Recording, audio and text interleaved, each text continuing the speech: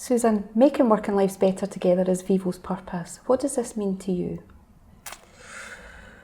Great question, Susan.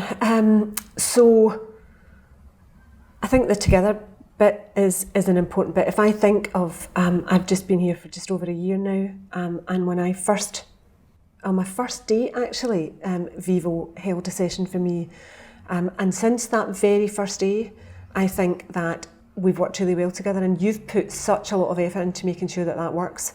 I think we've worked, for me it's all about building a relationship and making sure that the really important topics are on our agenda and we're discussing them, we're not dodging them, we're discussing them.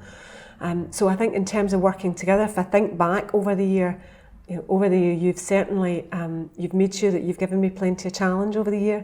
It's not always been a comfortable position to be in, but I've always welcomed the input you've given me, and I've always felt over the year that we've done things together for the benefit of colleagues. So I think I get Vivo's purpose, and I think it's certainly, I can see it being in action over 2019. Mm-hmm. So working in partnership is an important way to get the best outcome for employees. Can you talk about where we have achieved that in 2019? So 2019 has been a year of quite a lot of change, hasn't it? And if I think there's been a number of examples where I think we've worked well together. So a couple. Let me talk about.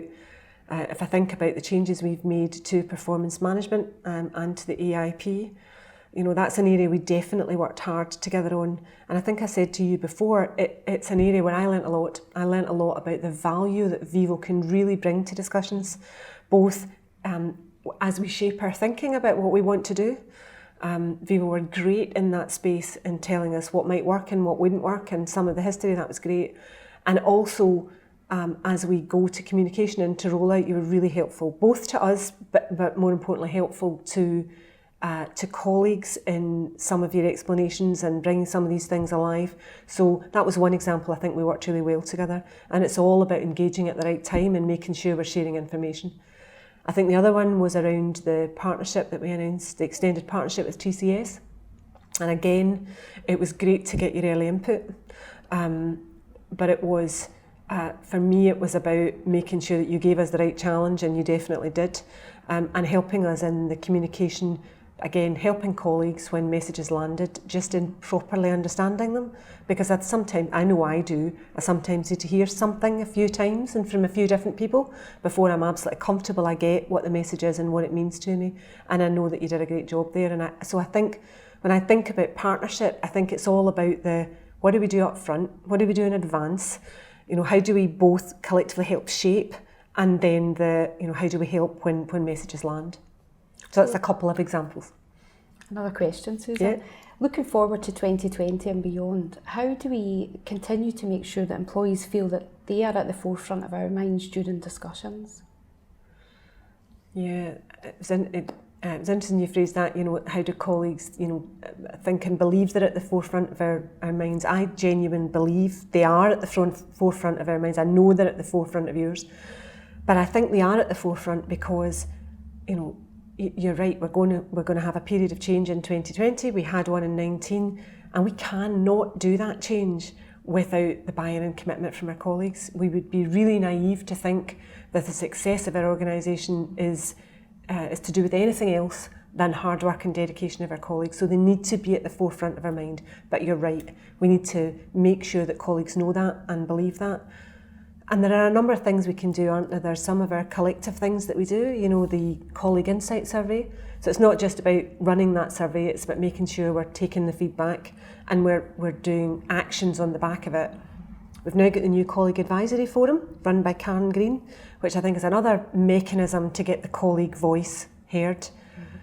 But for me, it's not just about collective forums, it's about individual. So the thing that I'm really passionate about is how do we together create a culture where people feel that they can speak up and challenge as individuals and not think there's any ramifications for doing that.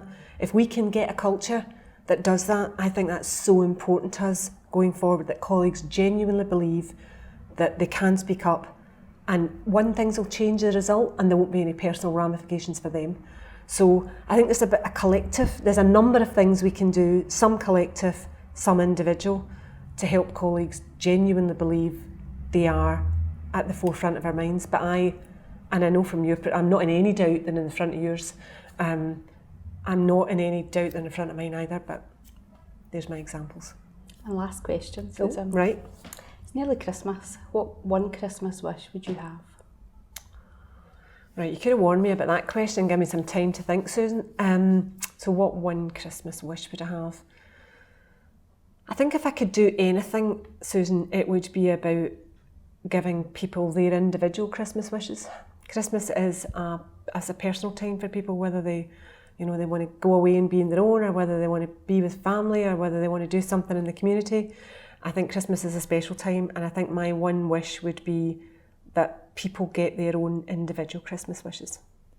Right back at you. Right, thanks, Susan. Thank you.